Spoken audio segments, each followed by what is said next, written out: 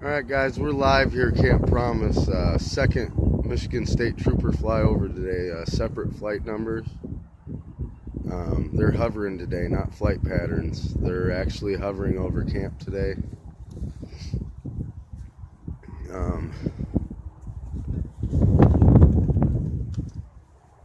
As soon as I fired up, they went away, but I don't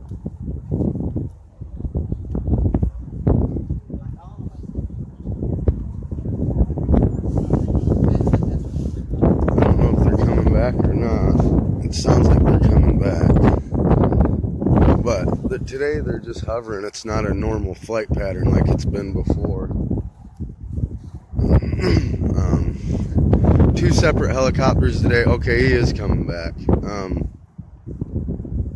Two separate helicopters, both Michigan State Trooper, different flight numbers.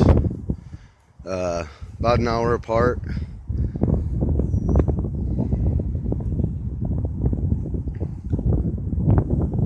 Not sure exactly what he's doing today. It's different behavior than we've seen from the other helicopters.